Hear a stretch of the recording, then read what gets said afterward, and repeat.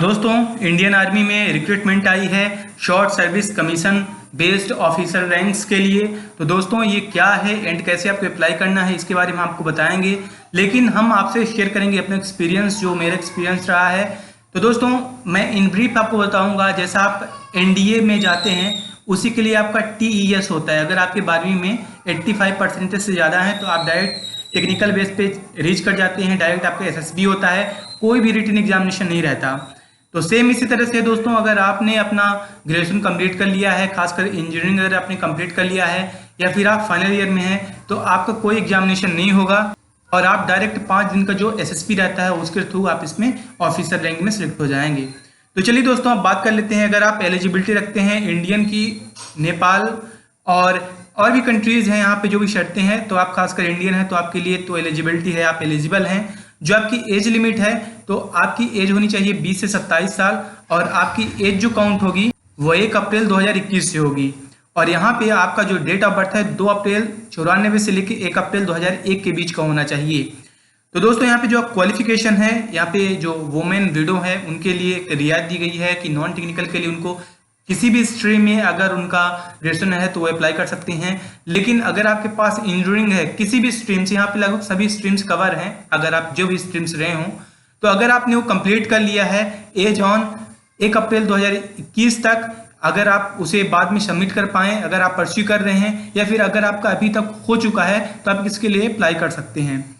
तो दोस्तों, यहाँ पे अब आगे बढ़ते चलते हैं और अब बात कर लेते हैं कितनी वैकेंसीज हैं। तो वैकेंसीज दोस्तों देखिए, सिविल के लिए आपके पास सिविल इंजीनियरिंग होना चाहिए, 49 है। आर्किटेक्चर के लिए, आर्किटेक्चर में आपके पास इंजीनियरिंग होनी चाहिए, 1 पोस्ट है। इसी तरह से आप देख पाएंगे डिफरेंट के लिए डिफरेंट है, और जिस भी स्ट्रीम के लिए यहाँ पे वैकेंसी आई है आपके पास उस स्ट्रीम का इंजीनियरिंग डिग्री होना चाहिए और ये AICTE अप्रूव्ड होना चाहिए। अगर मान लीजिए कोई जानी पहचानी इंस्टीट्यूट है जहाँ से आप कर रहे हैं, कोई कॉलेज है, तो ये ऑलरेडी वैलिड रहेगा।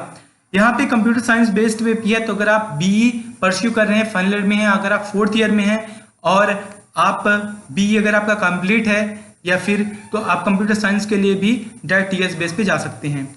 दोस्तों, इसका प्रोसीजर ये रहेगा कि आपका जो मेरिट है उसमें आप फॉलो होनी चाहिए। कोई लिस्ट आपका परसेंटेज है, अगर आप उससे ज़्यादा रखते हैं तो आपका वहाँ पे चयन हो जाएगा मेरिट लिस्ट में और डायरेक्ट आपका SSB में बुलावा जाएगा, एक कॉल लेटर आएगा, आपको जाना रहेगा। 5 दिन का रहता है और स्क्रीनिंग टेस्ट, GD एसेट्रा रहेगा। 5 दिन 5वें दिन आपका इंटरव्यू रहता है। आपको सभी के सभी लेवल्स क्रॉस करने होते हैं। दोस्तों, अगर आपकी इंग्लिश मजबूत है तो आप इसके लिए 100% अप्लाई करिए, क्योंकि इसमें इंग्लिश का काफ़ी अच्छा रोल रहता है। अगर नहीं भी अच्छी है तो आप उस पर वर्क करिए। दोस्तों,